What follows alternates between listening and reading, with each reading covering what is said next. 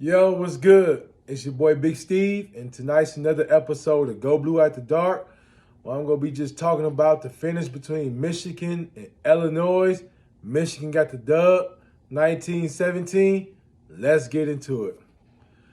So Michigan improves to 11-0, one of the best starts to a season in Michigan history. Um, Good times right now, but everybody holding their breath right now, waiting to see what's going to happen with Blake Corum. If you don't know, Blake Corum, like he hurt his knee second quarter.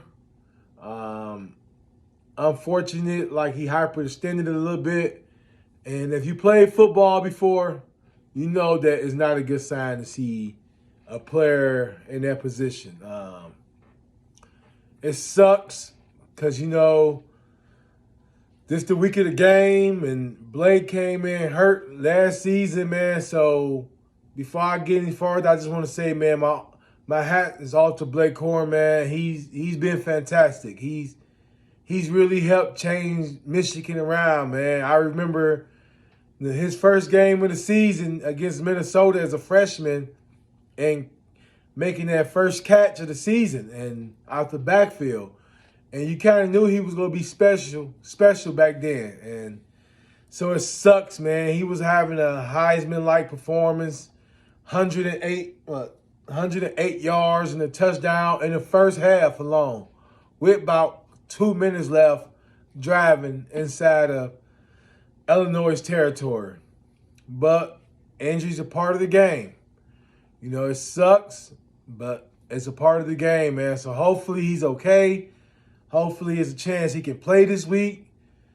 But if not, next man up, and let's try to get it for Blake, man. He carried us far enough. But let's try and get it for him, man. So salute to Blake. Man, it's been an honor. I hope you come back healthy this week and ready to roll against Ohio, man. But just to get into the game a little bit, like I say, Michigan got the dub, 19-17. Hard-fought game, a lot of field goals. Money Moody came through the clutch. 4 for 4 for field goals today. Was real clutch. J.J. McCarty, 18 for 34. 208 yards, no touchdowns. Made some big plays when needed to, especially in that fourth quarter. Blake Corum led the team in rushing. 18 carries, 108 yards, and a touchdown. Longest it was a 37-yard run to start the game off. It was looking like it was going to be a good day. C.J. Stokes came in, 11 carries, 36 yards. He did what he can. Isaiah Gash got a couple carries but made a big catch on fourth down. I actually had to watch the game a little later because I was working, so I got home, had to watch the full game over. Gash made a big catch. That fourth down was the season was on the line, and for him to come through and make that catch, that's the real definition of next man up. Always be prepared. Receivers, Loveland, freshman tight end, led the team. 3 catches, 50 yards. And he's been big, man. He kind of reminded me of the Jake Butts that we had. Jake Butt was an All-American, happened to tear his ACL in the Orange Bowl, I believe was, against Florida State. But he was an All-American tight end at Michigan. And Colston Loveland kind of reminded me of that mold, man. Kind of receiving tight end. Still got some weight to put on. Great in space, good hands. So the ceiling's high for that guy, man. Riding Bell, 3 catches, 44 yards.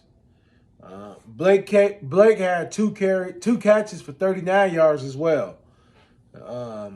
Cornelius Johnson, 5 catches, 38 yards. Defense,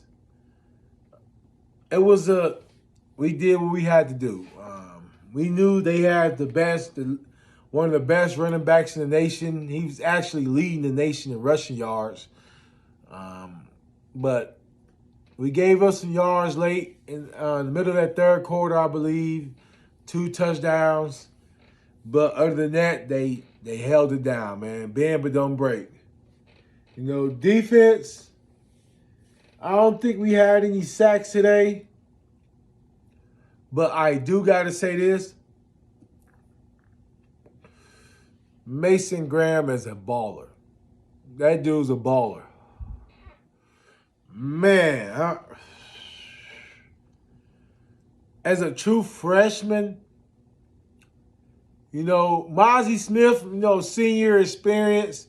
He's the leader of that D-line. He's been doing his thing, but Mason Graham been making some plays. Without us playing as many snaps, you know, probably he gonna need to play a lot this next game coming up, man. Dude, he's a former wrestler in high school, so his balance is crazy, man. He got that hit and pull. You know, I heard a lot about him at the beginning of the season. The guy to watch out for, a lot of players said Mason Graham. And I see why. And he really got things looking good for Michigan in the future. So we all know with transfer protocols and NIL situations that just because he's playing here 1 year, next year's not guaranteed. But he seems like he's having a good time, man. And dude is a beast, man. DJ Turner had a good game. Safeties, I believe, had a good game. Linebackers. Junior Colston. You know, Chase Brown played, and I said, this is the game I want to see him really take that step of that middle linebacker I felt we expect him to be. And it's kind of, I don't want to just dog him, man, because dude is a baller still. But I didn't really see no tackle for losses. I didn't really see him in the backfield at all. You know, it looked like he's good in space. You know, chase down tackles. He got good sideline to sideline speed. But when he's coming down, as a lot of times, it seems like the linemen always get a hold to him. And I saw one play, it was a tight end that had a hold to it. And I'm like, you supposed to blow that up. You see that tight end coming at you, blow him up. But that's the only thing I had with defense. You know, it was a couple plays where, you know, Illinois had a drop pass. It was a Rob Moore bit on the screen, you know, just early on in the game. But other than that, defense did a good job. You know, I believe Chase Brown probably had 144 rushing, but just to start it off, you know, their quarterback Tommy, 21-30, 178 yards. Like I said, I definitely think our secondary balled out. You know, and Illinois got some all right receivers over there. And I think our secondary really held his own. I like Will Johnson. He's aggressive. He likes contact. I like that a lot. He's going to be a beast in the future. You know, him, Mason Graham, that defense is going to be good. Derek Moore. You know, I think we definitely need to get some improvement in linebackers. If we can hit the transfer protocol, see can we get us a good linebacker, especially since Mike Barrett's leaving, I believe, we got to get stronger there. But running backs, Chase Brown, 29 carries, 140 yards, 2 touchdowns. And it really was, you know, that third quarter he kind of had his moment that we expect the top running back in the nation to have. Receivers, you know, Casey Washington, 6 catches, 53 yards. Isaiah Williams, which is a dangerous player, was held to 5 catches for 26 yards. So good game, man, by the secondary. D-line definitely balled out. Didn't get no sacks today, but, you know, got some pressure. You know, But my overall take on it, Money Moody was clutch for us. 4 field goals and some high winds in Michigan today. Wind was blowing very hard, and to make those kicks, those were no gimmies. Especially making a 40-some yarder, those were no gimmies. So, we all know what we got coming up now. It's the game. It's time to get ready. We know that we got to participate that Blake's not going to play. I don't know any information on Donovan Edwards, but being that it's a hand injury, and he kind of had, not big issues with fumbling the ball, but he had some close calls with fumbles. So a hand issue can't be good. But overall, man, we got the dub. 11-0. I don't know how to feel because as a Michigan fan, I'm not used to being 11-0. I remember that 2006 season vividly. And there was a program changer. To be honest, I think if we win that game, Terrell Pryor probably come to Michigan. That was a program changer game. And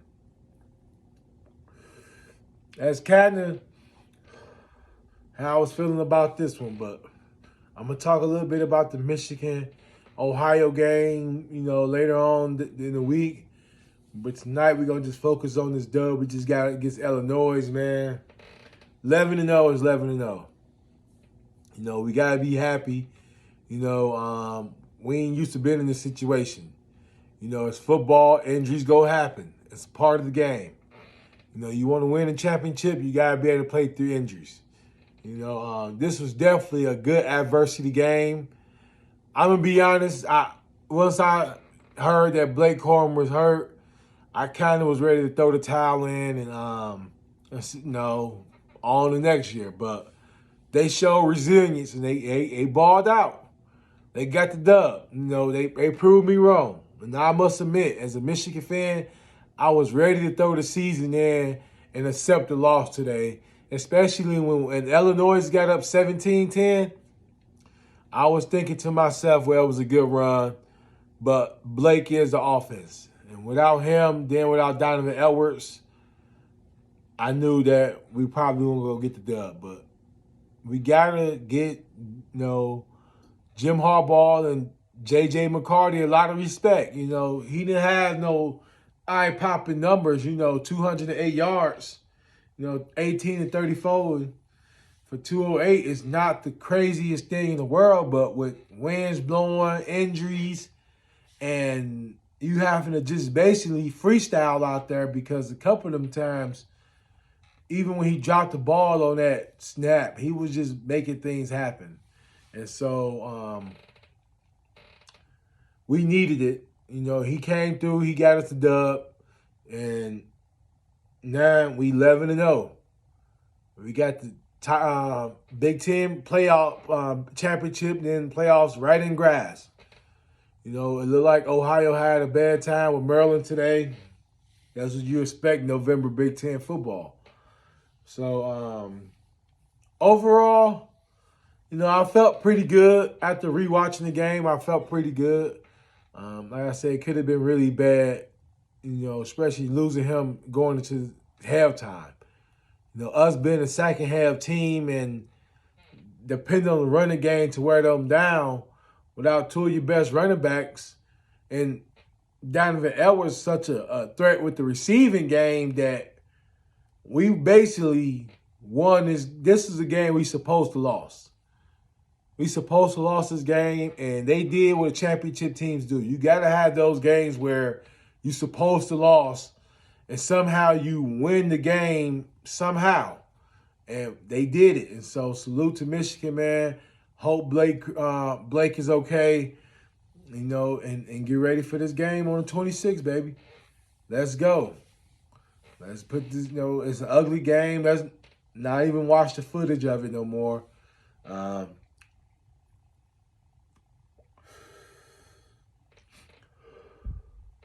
Go Blue.